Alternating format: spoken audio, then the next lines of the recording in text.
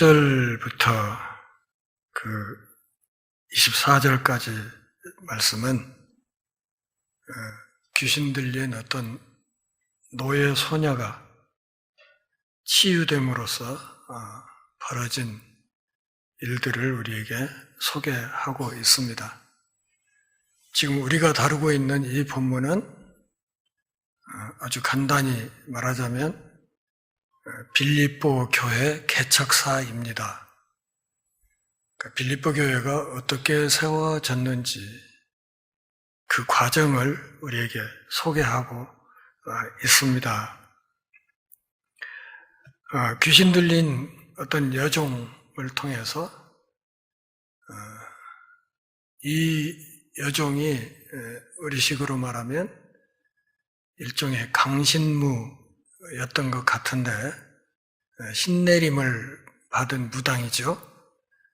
그래서 나름의 어떤 신통력이 있었던 것 같고 그로 인해서 이 여종이 점을 치도록 해서 여종의 주인이 소득을 짭짤하게 올리는 그런 상황이었는데 바울 일행이 이 빌립보에 왔을 때 이 여종이 계속 뒤따라다니면서 이 사람들은 거룩하신 하나님의 법도를 세상에 전파하는 하나님의 일꾼들이다.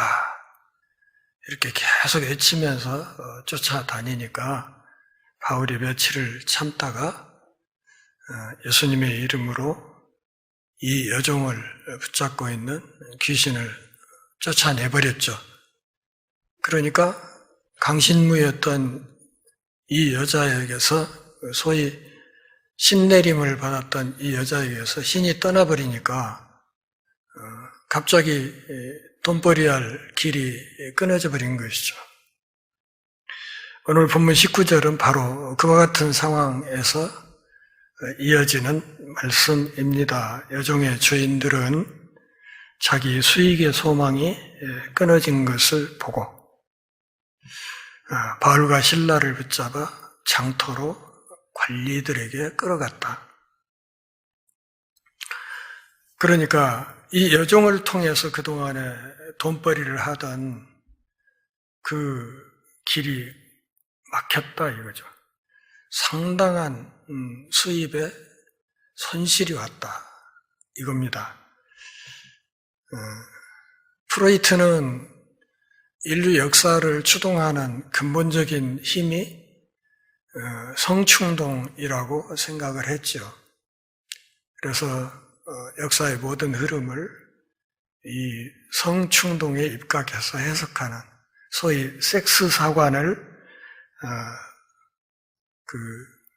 갖고 있었는데 또 마르크스 같은 사람은 인류 역사를 추동하는 가장 근본적인 것은 물질이다. 마르크스의 개념 속에서 정신이라는 것은 없죠. 그러니까 신도 없는 것입니다. 오직 물질이 중요한 것이다. 이렇게 생각을 했죠. 제가 30년 넘게 목회 사역을 하면서 제가 갖고 있는 사관이 하나 생겼는데 그것은 밥그릇 사관입니다. 인류 역사를 추동하는 근본적인 힘은 각자의 밥그릇이더라 이거죠. 지금 국민의힘 국회의원들이 하고 있는 몸짓 다른 것 아닙니다. 결국은 제 밥그릇을 지키겠다. 또 어떻게 하면 자기 밥그릇이 좀 더 커질까? 오직 이거 한 가지를 고민하는 것이죠. 다른 고민은 없습니다. 어떻게 표현을 하고 국가를 위해서, 민족을 위해서, 민주주의를 위해서, 정의와 공정을 위해서 아무리 떠들어도 제가 보기에는 그들의 속 마음은 그냥 내 밥그릇 그것이 가장 중요하다고 외치는 소리로밖에 보이지 않습니다. 여종의 주인들의 밥줄이 끊겼습니다. 그러니 얼마나 화가 났겠어요. 그래서 바울과 실라를 붙잡아서 장터로 관리들에게 끌어갔다. 이 장터 옆에 대개 이제 성문이 있고, 성문이 그 구약 성경에서 주로 재판정을 가리키거든요. 여기 관리라는 말은 정확히 번역을 하면 치안 판사입니다. 로마 제국에서 각 지역에 치안 판사가 2명씩 배치되어 있었어요. 그러니까 그 2명의 치안 판사 앞으로 바울과 실라를 붙잡아서 끌고 갔다는 것이죠. 선교사들에게 공개적인 핍박이 가해지기 시작했다는 것입니다. 장터로 그 치안판사에게 끌어가가지고 그 상관들 앞에 데리고 가서 이렇게 고소합니다. 이 사람들이 유대인인데 우리 성을 심히 요란하게 하여 로마 사람인 우리가 받지도 못하고 행하지도 못할 풍속을 전합니다. 이렇게 고소장에, 이 고발장의 취지가 이런 겁니다. 로마 사람인 우리가 받지도 못하고 행하지도 못할 풍속을 전하고 있습니다. 이 선교사들의 사역, 그리고 이 선교사들을 어떤 사람으로 몰아가는 겁니까? 반로마파로 몰아가는 겁니다. 그러니까 로마 정부에 반대하는 정치범으로 이 사람들을 몰아가는 작업을 한 것입니다. 가짜 뉴스죠? 이건 진짜 뉴스가 아니에요. 가짜 뉴스예요. 지금 한국 기독교인들이 윤석열 탄핵을 반대하는 가장 큰 이유가 2가지입니다. 하나는 윤석열 탄핵되면 이재명이 대통령이 된다. 2번째 이유는 이재명이 대통령이 되면 차별금지법이 통과된다. 그래서 교회가 문 닫을 수도 있다. 이런 가짜 뉴스로 지금 정신줄을 놓고 있는 그런 상황이죠. 로마 사람인 우리가 받지도 못하고 행하지도 못할 풍속을 전한다. 예수님을 어떻게 죽였어요? 정치범으로 몰아 죽였거든. 정치범. 또 스데반 집사를 어떻게 죽였어요? 마찬가지예요. 정치범으로 몰아서 죽였어요. 그러니까 명분은 어떤 종교적인 어떤 명분을 세운 것 같았지만 그 이면을 보면 정치범으로 몰아서 죽인 거예요. 그래서 그 정치범으로 몰아야 로마 권력을 동원해서 사형 집행을 할 수 있기 때문에 그렇게 몰아간 거예요. 선교사들도 역시 예수님이 걸었던, 스데반 집사가 걸었던 그런 길로 몰려가고 있었습니다. 이 가짜 뉴스로 선동했습니다. 이 사람들은 지금 로마 정부에 반역하는 심각한 정치범들이다. 이렇게 몰아갔습니다. 저 뒤에 이제 우리가 앞으로 보겠지만 18장 2절에 가면 로마의 그 클라우디우스 황제 때 로마에서 유대인들을 전부 추방하는 그런 칙령이 내려집니다.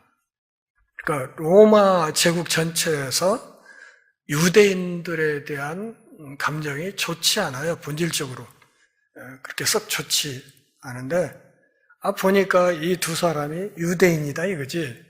유대인인데 이 유대인 놈들이 들어와가지고 제가 지난주에 말씀드렸죠. 빌립보는 미니 로마로 시민들의 자부심이 대단했던 동네라고. 그래서 주민들이 거의 다 로마의 퇴역 군인들이고, 그래서 그 사람들을 데려다 이렇게 살도록 하기 위한 신흥 계획 도시였기 때문에 대부분이 로마 시민권자라고 했고, 그래서 거기 사는 사람들은 자기들이 미니 로마 시민으로 긍지가 대단하다고 했는데, 그런 사람들의 그 자부심을 자극한 거예요. 21절. 그래서 21절에 보면 로마 사람인 우리 이렇게 얘기를 하는 거예요. 이게 그거예요. 우리가 이 미니 로마 시민들인데 이 로마 사람인 우리가 받지도 못하고 행하지도 못할 풍속을 전하고 있다. 로마 시민인 우리들의 자존심을 상하게 하는 가르침을 계속 전파하고 있다. 이 녀석들 놓아두면 로마 제국이 건전하지 못할 것이다. 자, 이 가짜 그 뉴스 선동이 먹혔습니까? 22절을 보면 이게 먹혔습니다. 이 선동이 먹혔어요. 그래서 무리가 일제히 일어나 고발하니 상관들이 옷을 찢어 벗기고 매로 치라 하여. 자, 첫 번째.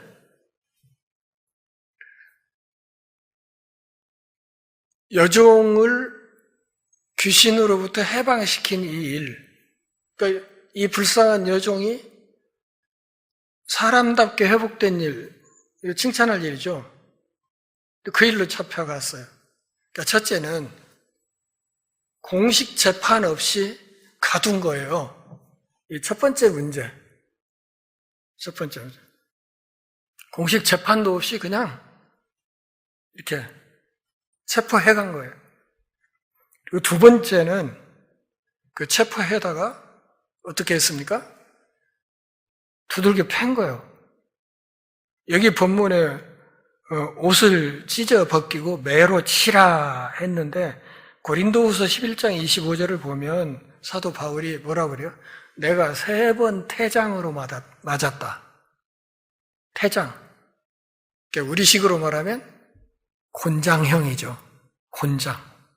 엎어놓고 곤장으로 패는. 이 랍디조라는 이 말이 몽둥이라는 뜻이에요. 그러니까 옷을 찢어 벗기고 그냥 몽둥이 찜질을 한 거예요. 몽둥이 찜질을. 그러니까 두 번째 이게 그 부당한 대우를 받은 게 이거예요. 재판 없이 끌려갔지. 거기다가 몽둥이 찜질을 당했지. 그 다음에 세 번째로 많이 쳤어요. 많이 쳤다. 그러니까 옷을 찢고 세 번째로 심하게 매질을 했어요. 몽둥이 찜질을 하고 마지막으로 네 번째는 옥에 가둬 투옥한 거예요. 그러면서 간수에게 명령해서 든든히 지켜라 이렇게 이야기를 했죠. 이 사람들이 전하는 이 소식이 로마 제국의 법에 반하고 있다.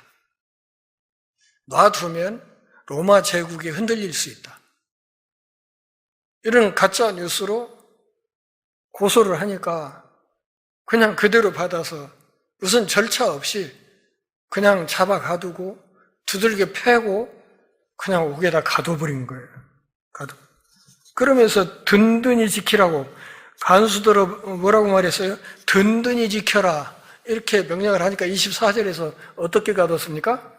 그가 이러한 명령을 받아 그들을 어디에 가둬? 깊은 옥에.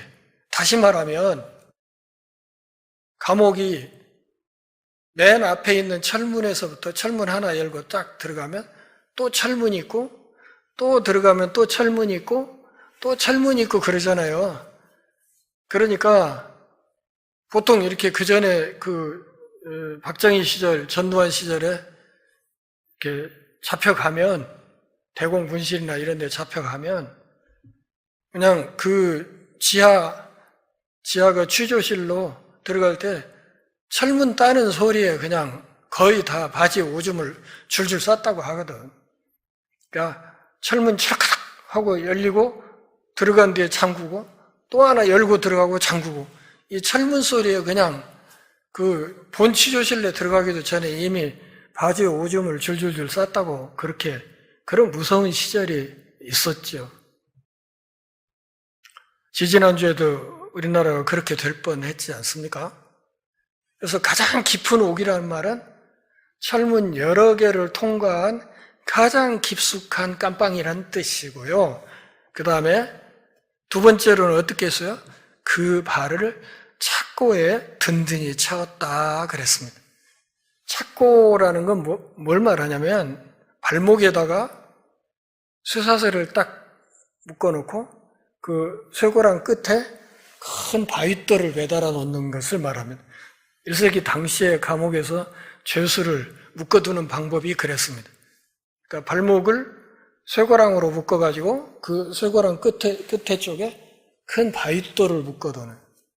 그러니까 가장 깊은 감방에 집어넣고 또 이렇게 바위에 묶어두고 이렇게 하니까 탈출할 수 있어요, 없어요? 이건 절대 탈출할 수 없는 상황입니다. 그러니까 든든히 지키라 이렇게 말하니까 아주 든든하게 가뒀어요. 가뒀습니다. 한밤중이 됐습니다. 한밤중이라고 하면 자정 무렵입니다. 자정 무렵에 바울과 실라가 기도하고 하나님을 찬송하며 죄수들이 듣더라. 가장 깊은 깜방에 들어왔어요. 발목에는 큰 바윗돌이 달려 있어요. 그리고 몸은 아까 몽둥이 찜질을 흠씬 당했기 때문에 사방이 욱신욱신 쑤시고 아팠을 거예요.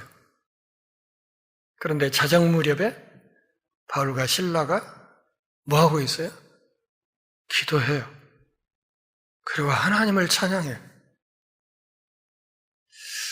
참 우리 같은 그 어설픈 신앙인들이 이해하기 힘든 대목인데, 자, 우리가 좀 여기서 이상하게 생각하는 거 있을 거예요. 성경을 좀 유심히 봤던 분은 지금 이 빌립보에 들어간 이 선교단의 인원이 몇 명이었습니까? 4명이었죠? 4명이었어요. 바울, 실라, 누가, 디모데. 이 4명의 선교단이 들어갔어요. 같이 돌아다니면서 사역을 했어요. 근데 지금 이 깜빵에는 바울과 실라 2명만 들어왔어요. 왜 그랬을까요? 누가는 이방인이고 디모데는 절반 이방인이고 유대인이 아니니까 제낀 거예요. 제끼고 이 유대인에 대한 증오심 때문에 유대인인 바울과 실라만 딱 옥에다 처박은 거예요.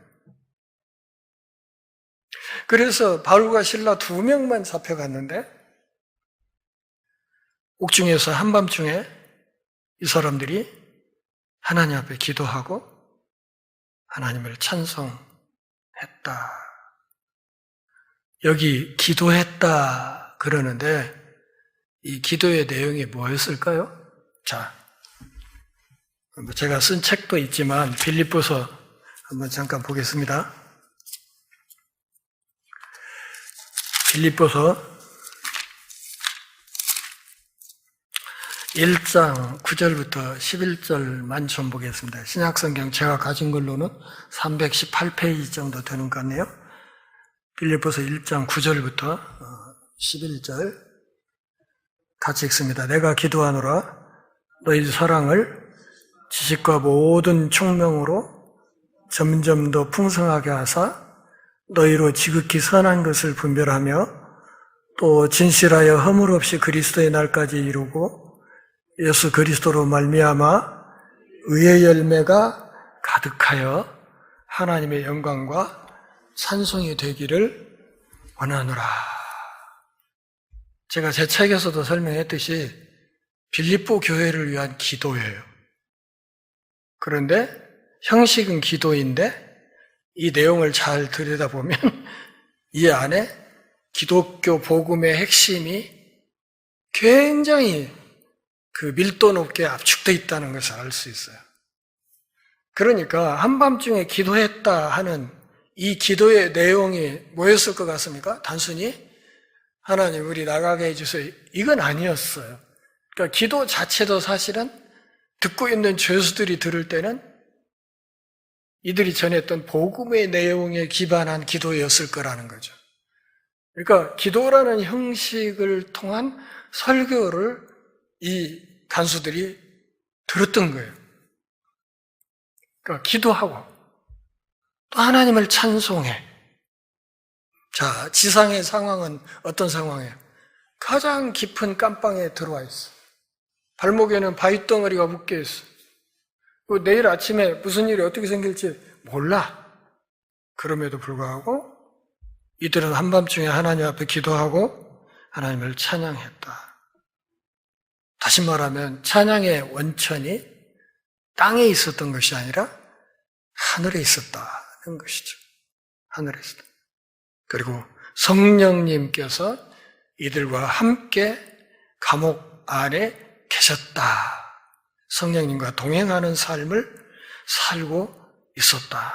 그래서 옥중 기도, 옥중 찬양이 있었는데 사실은 이것이 옥중 전도가 됐다는 것을 말하는 것입니다. 간수들이 듣더라 하는 말을 누가가 왜 썼을까요? 이 다음 상황이 있기 때문에 이렇게 이야기를 한 것입니다.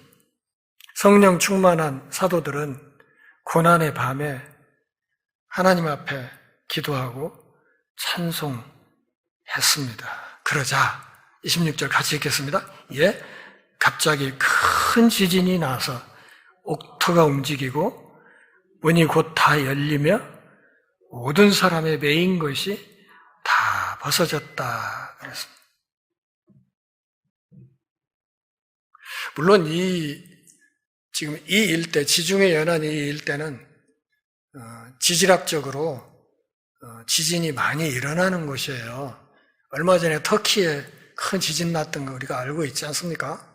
그래서 지진이 많이 일어나는 곳인데 문제는 이게 꼭 이때 이 지진이 일어났다는 것이고 이 지진으로 인해서 생긴 일들이 하나님의 기적이라고 볼 수밖에 없는 그런 부가적인 일들이 일어났다는 것이죠. 고대 사회에서는 이 지진이라는 이것을 신의 뜻으로 사람들이 많이 생각하던 그런 시절이었어요. 그렇기 때문에 큰 지진이 일어나 이거 신이 움직이는구나 이렇게 누구나 안 믿는 사람도 그렇게 생각하는 그런 시대였단 말이에요.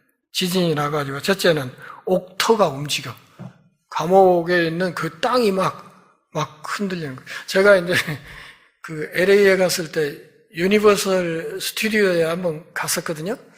가가지고 거기서 그 영화 촬영 세트장이 그냥 엄청나게 있잖아요.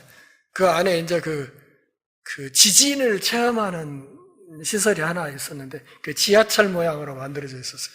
그러니까 들어가서 지하철을 타고 의자에 딱 앉아 있으면 이제 진도 7.5짜리 지진을 실제로 경험을 해보는 건데요. 7.5 지진이 어느 정도냐면 지하철을 타고 있는데 지하철 그 차량이 이렇게 흔들려. 그냥 체험이라는 것을 알면서도 순간적으로 이거 죽겠구나 이 생각이 들더라고요. 진도 7.5니까 옥터가 막 흔들려. 그러더니 그 철문이 다 열려버려. 또 그러더니 모든 사람의 발에 묶여있던 그 착고가 싹 풀려져 버리는 거예요. 이미 사도행전 5장과 12장에서 사도들을 하나님이 기적적으로 구출했던 거 우리가 이미 확인을 했었죠. 근데 그와 똑같은 일이 또 생긴 거예요. 바울과 실라에게도 그런 상황이 벌어진 거예요. 다 벗어졌어요. 그러면 어떻게 해야 될까요? 상식적으로? 이제 요즘 애들 흔히 하는 말로 그냥 토끼해야지 빨리.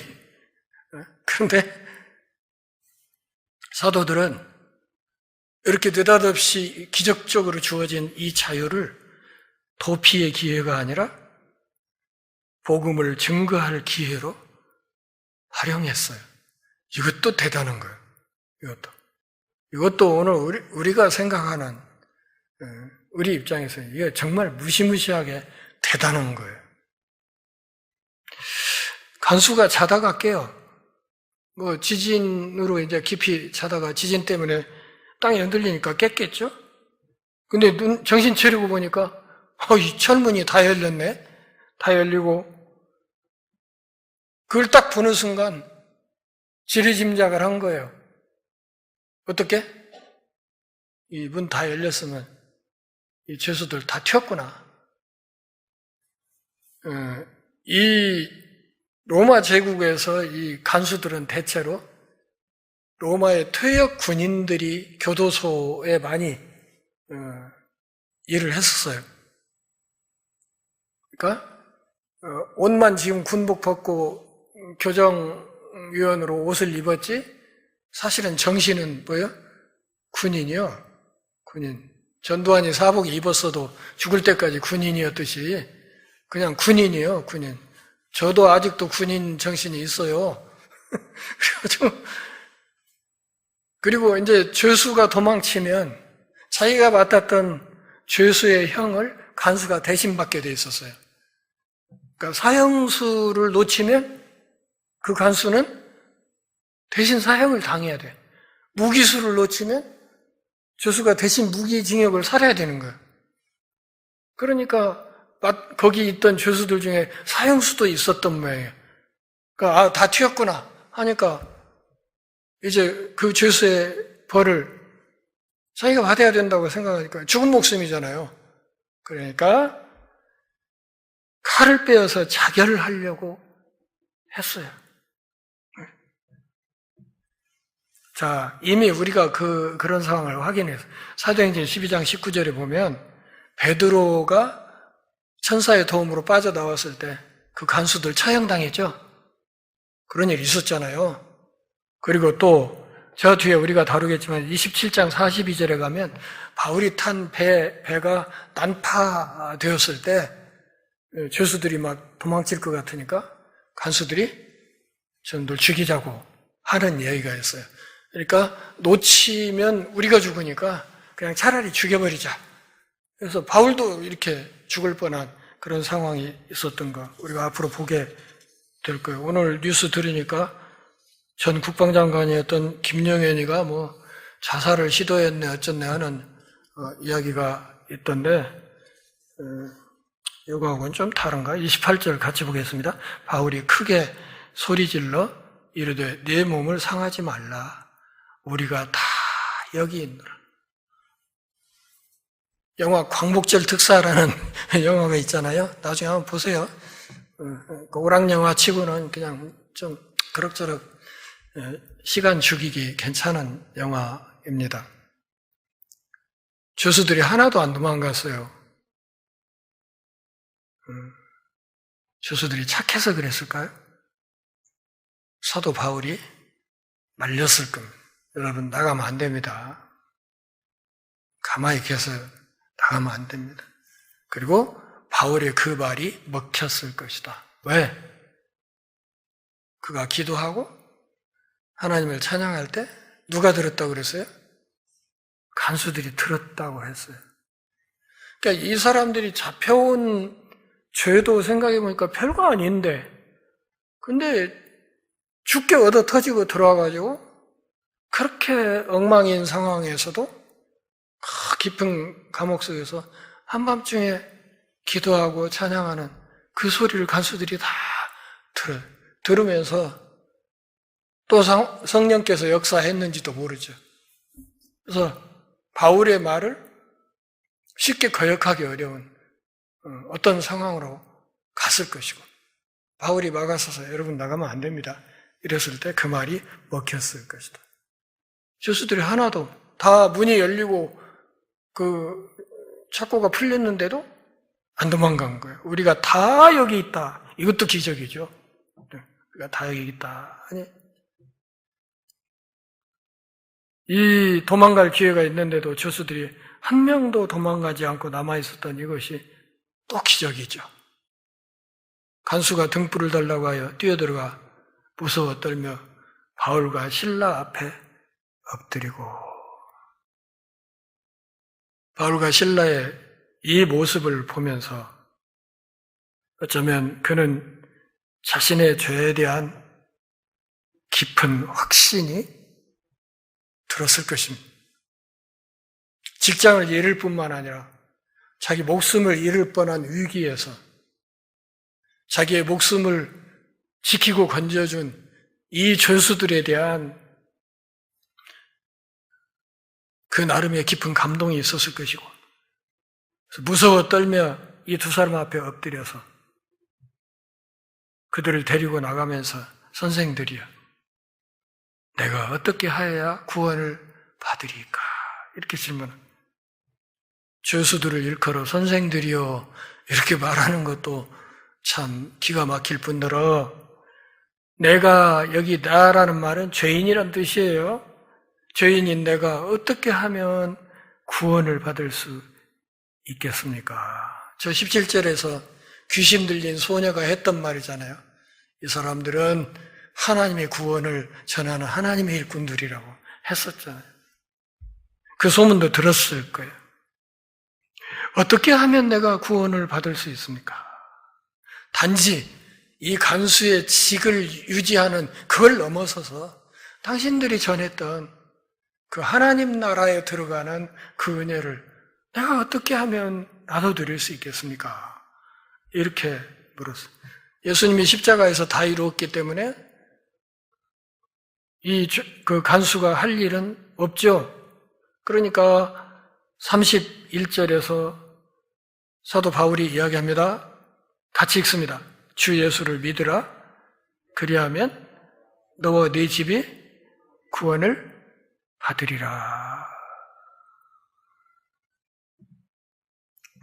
그냥 잠결에 이들이 기도하는 소리, 찬양하는 소리, 잠결에 흘려들었던 그 말이 작동해서 구원에 대한 소망이 일어난 거예요. 어떻게 하면 구원을 얻을 수 있습니까? 바울의 대답, 고속버스 화장실에 많이 써져 있는 말씀, 주 예수를 믿으라. 그리하면 너와 내 집이 구원을 얻으리라. 이 말을 많이 오해하는 말이에요. 그래요? 가족 대표 하나만 믿으면 그냥 도매금으로 다 구원받는 거예요? 그게 아니고요. 그게 아니고 오늘 본문의 맥락을 잘 살펴보면 그게 아니라 사도 바울이 말하는 것은 믿으라. 그리고 내 온 가족 전체가 구원받는 길을 찾으라고 가족 전체의 구원을 사도 바울이 제안한 거예요. 믿고 당신의 가족 전체가 구원받는 길을 걷지 않겠는가? 그래야 되지 않겠는가? 또 혼자만 구원받으면 뭐하냐? 가족 전체가 받아야 돼. 이 이야기를 한 거예요. 그랬더니 그러면서 이 말로 끝난 것이 아니에요. 32절을 보면 주의 말씀을 그 사람과 그 집에 있는 모든 사람에게, 그 사람과 그 모든 가족에게 뭘 전했어요?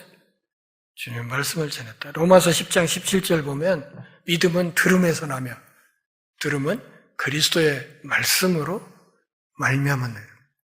그러니까 예수님의 말씀을 들어야 믿음이 생기는 거예요. 그래서 주의 말씀을 전한 거예요. 간수 집안의 모든 사람들이 예수님의 말씀을 들었어요. 그 순간 성령이 역사했고 복음을 받아들였어요. 그래서 하나님을 믿는 믿음의 길로, 구원의 길로 들어서게 되었어요. 그 은총을 받으면서 간수의 실제 자세가 변하기 시작했습니다. 33절. 그 밤 그 시각에 간수가 그들을 데려다가 첫째, 그 맞은 자리를 씻어주었다. 둘째, 자기와 그 온 가족이 다 세례를 받았다. 셋째, 그 다음 절, 그들을 환대해요. 환대. 이게 회개의 열매예요. 회개. 온 세상에 그 깊은 깜방에 갇혀있던 죄수를 선생이라고 부르고 그에게 세례를 받고, 세례를 받고 매맞아서 생긴 상처를 닦아주고 빨간약 발라주고 후시딘 발라주고 또 그 밤에 음식을 챙겨서 잘 대접하고. 그게 그 진정성을 말하는 것입니다. 유명한 설교가였던 크리소스톰이 그런 얘기를 했어요. 이 간수는 이 두 사람의 상처를 씻어주면서 자신의 죄가 씻겨나갔다. 멋진 표현이죠? 이 두 사람의 몸에 상처를 씻어주면서 자신의 죄도 씻겨나갔다. 그들을 데리고 자기 집에 올라가서 음식을 차려주고 그와 온 집안이 하나님을 믿음으로 크게 기뻐하니라. 죄수들을 이 간수가 이 밤중에 환대합니다. 기독교 정신의 굉장히 중요한 요소 중에 하나가 뭐예요? 환대하는 거예요. 무조건적인 섬김, 환대. 한국 기독교의 제가 제일 큰 문제라고 생각하는 게 뭐냐면 이슬람 포비아. 그러니까 이슬람에 대한 공포증. 그냥 중동에서 왔다 오면 전부 이슬람 신도라고 생각하고 무조건 벽 쌓고 보려는 그런 자세야. 그래가지고 어때요? 그 사람들에게 복음을 전해요. 그 사람들 다 IS 아니란 말이에요.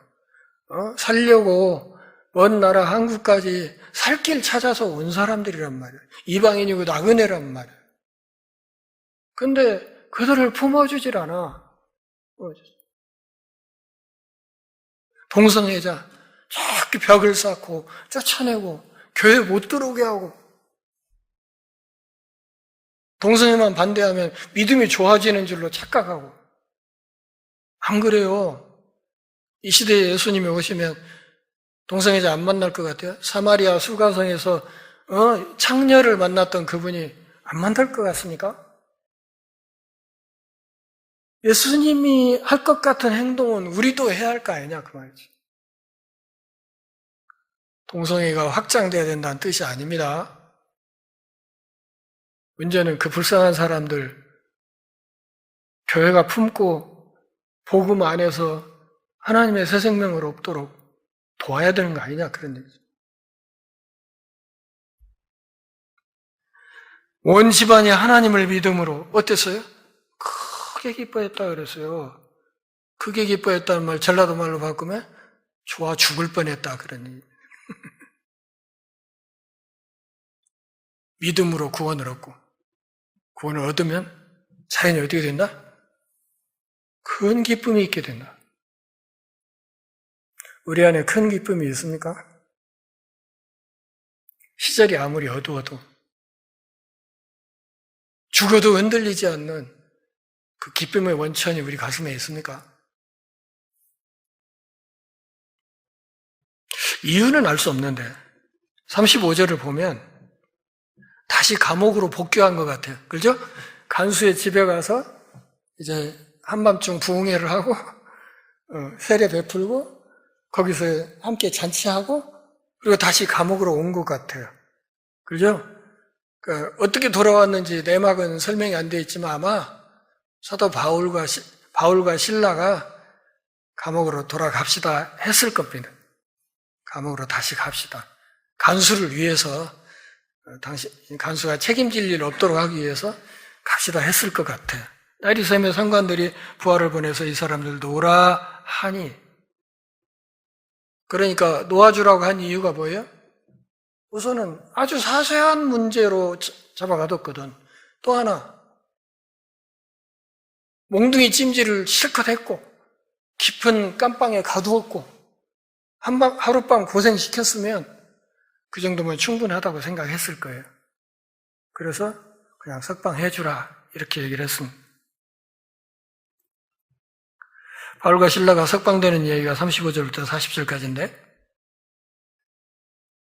이 석방 과정은 하나님의 개입이 아니라 사도 바울이 갖고 있던 로마 시민권을 통해서 이루어졌다는 사실을 주목해야 됩니다.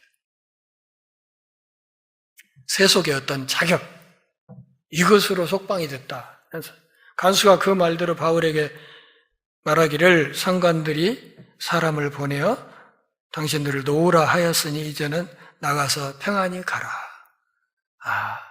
당신들 석방명령 내려졌습니다. 편히 가십시오. 이렇게 말하니까 이런 상황이 되면 우리 같으면 어쩔 것 같아요? 나가라고요? 아싸! 그냥 우사인 볼트보다 빠르게 이렇게 뛰쳐나갔을 것 같은데 바울은 그게 아니에요. 37절 같이 읽어요. 바울이 이르되 로마 사람인 우리를 죄도 정하지 아니하고 공중 앞에서 때리고 옥에 가두었다가 이제는 가만히 내보내가자 하느냐? 아니라 그들이 친히 와서 우리를 데리고 나가야 하리라. 뭔 소리요? 불법으로 가두고 재판 없이 가둬놓고 두들겨 패고 하룻밤 빵살이 하게 만들고 이렇게 고생을 시켰으면 더더군다나 내가 누구? 나 로마 시민권자인데 로마 시민권자에게 이렇게 불의한 행동을 했으면 너희들 크게 실수한 거예요. 그러니까 그냥 못 나가고 너희 상관이 와서 우리 모시고 나가야 나가겠어. 이렇게 이러는 거예요. 너희 상관이 와서 친히 와서 우리를 에스코트해서 모시고 나가야 그러면 우리가 나갈게. 이렇게 얘기해요. 멋지잖아요. 멋집니다. 그러면 바울과 실라가 왜 굳이 이렇게 했을까요? 그냥 조용히 나와도 될 건데 왜 버티고 앉아서 우리 그냥은 못 나가? 너희 상관이 와서 우리 모시고 나가야 나가겠어? 왜 이렇게 얘기를 했을 것 같습니까? 그것은 빌립보 교회를 위해서였어요. 빌립보 교회를. 그러니까 그들의 상관이 와서 로마 시민권자를 함부로 다뤘던 것에 대해서 공식적으로 시인하고 사과하고 그렇게 해서 당당하게 이 두 사람을 모시고 감옥 밖으로 나가는 이 절차를 밟음으로써 그러면 그 사회에 소문이 쫙 나겠죠? 그렇게 함으로써 그들이 떠나더라도 빌립보 교회를 로마 정부가 함부로 다루지 못하도록 하기 위한 하나의 전례를 만들기 위해서 이렇게 한 거예요. 사도 바울도 대단한 사람이죠. 믿는 사람들이 이 정도 근성은 있어야지. 안 그렇습니까? 무서운 게 뭐가 있어요? 하나님을 믿는다는 사람들이. 뭐가 무서워서? 부하들이 이 말을 상관들에게 보고하니 그들이 로마 사람들이라 하는 말을 듣고 두려워하여 자 39절 같이 읽어요. 와서 권하여 데리고 나가 그 성에서 떠나기를 청했다. 와서 사선 하나 그으세요. 권하여 사선 데리고 나가 사선 그 성에서 떠나기를 청하니. 그러니까 누가가 쓰고 있는 이 39절의 표현이 뭐냐면 싹싹 빌어서 제발 나가주세요. 감옥 밖으로 제발 죄송합니다. 잘못했어요. 제발 나가주세요. 그리고 죄송한데 그냥 참 떠나주셨으면 좋겠어요. 이게 보이지 않습니까? 그러니까 죄수의 추록이 아니라 뭐예요? 개선 행진을 한 거예요. 그 사이에 상관들이 최고 행정 통치자가 와가지고 싹싹 빌어가지고 제발 감옥 밖으로 나가시지요. 이렇게 해가지고 결국은 그들의 요청을 들어주는 척하면서 빌립보를 떠나는 40절은 떠난 얘기죠. 같이 읽습니다. 두 사람이 옥에서 나와 루디아의 집에 들어가서 형제들을 만나보고 위로하고 가니라. 떠나기 전에 또 루디아의 집에 있는 가정교회를 돌아보고 거기서도 뭔가 설교를 했겠죠. 하고 빌립보를 떠나게 됩니다. 위로를 받아야 될 사람들이 위로를 했어요. 루디아의 집에 보인 가정교회 교인들을 어제 옥에 갇혀 있던 사람들이 나와가지고 그들을 위로했어요. 위로하고 떠났다. 자, 여기서 우리가 좀 주목해야 될 거, 그 형제들이라는 말이 말 앞에 헬라어 원문을 보면 그들이라는 말이 들어가야 맞아요. 그들이 형제들을 만나 위로하고 가니라. 그들이라는 말은 몇 인칭이에요? 3인칭 복수죠. 얼마 전에 3인칭에서 2인칭 복수 우리라는 말로 표현이 바뀌었다고 했었죠. 누가가 쓰고 있으니까 누가를 포함한 우리라는 표현으로 바뀌었다고 말씀을 드렸잖아요. 근데 여기 다시 3인칭으로 돌아서 이 말은 무슨 말이에요? 누가는 빌립보를 떠났다, 안 떠났다? 안 떠났다는 거예요. 안 떠났다. 그러니까 바울과 실라는 떠났지만 누가는 떠나지 않았다. 20장 6절에 가보면 거기에 다시 2인칭 복수 우리라는 말이 다시 등장해요. 그러니까 나중에 바울 일행이 다시 빌립보를 방문했을 때 거기서 누가를 다시 만나요. 그래서 20장 6절에서 우리라는 말이 다시 나와요. 그러니까 이 상황을 좀 잘 이해하고 있어야 됩니다. 유럽 최초의 선교지였던 이 빌립보 교회가 개척되는 이야기를 우리가 다뤘습니다. 상당히 요란하게 환영을 받았죠. 사도들이. 그러니까 착한 일을 하고도 옥에 갇히고 또 세상만사 세옹지마라고 참 힘든 일이 생겼는데 그것이 또 전화위복이 돼서 간수의 집안이 또 복음 안에 들어오게 되고 이렇게 해서 빌립보 교회가 개척이 되는 이 이야기를 다뤘습니다. 전에 한번 말씀드렸듯이 접촉점을 형성하는 것이 중요하고 또 복음을 전할 때 하나님과 사람의 동역이 참 중요하다 이렇게 말씀을 드렸고 그리고 최대한 광범위한 회심이 이루어지도록 노력해야 된다. 그러니까 당신만 믿을 게 아니라 누구도 너와 내 온 집이 함께 믿도록 이렇게 그물을 넓게 쳐가는 그런 사역이 돼야 된다. 마지막으로는 복음 전파의 자유를 지키기 위해서 최선을 다해야 된다. 이 과정에 사도 바울이 뭘 활용했습니까? 로마 시민권을 활용했어요. 그러니까 세속의 어떤 자격증 그렇게 가벼운 거 아니라는 거죠. 그것을 통해서 그걸 이용해서 하나님이 하실 수 있는 일들이 많이 있다는 것입니다. 제가 최관호 선교사에게도 의대 졸업한 뒤에 간사사역 바로 시작하지 말고 반드시 전문의 자격증을 획득한 뒤에 사역을 시작하라 했던 이유가 바로 그런 이유 때문이었어요. 왜냐하면 그거 아니면 그 전문의들 틈새에서 못 견뎌내거든요. 그러니까 세속적인 어떤 자격증이 사역하는데 굉장히 중요한 도구로 활용될 때도 있는 것이다. 그래서 예수 믿는 학생들이 그래서 학교 공부도 열심히 해야 되는 거예요. 열심히. 그래서 필요한 어떤 것들을 갖춰놓으면 사역의 영역이 훨씬 넓어지는 것이거든.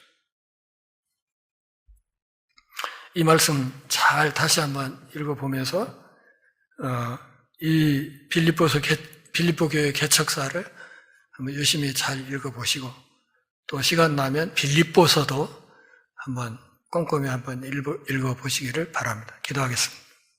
하나님 아버지, 오늘도 우리가 함께 모여서 주의 말씀을 들으며 하나님의 백성으로 준비되고 훈련되게 하시니 고맙습니다. 사도들의 이 멋진 신앙의 본, 우리도 잘 본받고 따라갈 수 있도록 신앙인다운 담력과 자부심과 용기와 패기를 갖고 살아갈 수 있도록 은혜를 허락하여 주옵소서. 예수님의 이름으로 기도합니다. 아멘.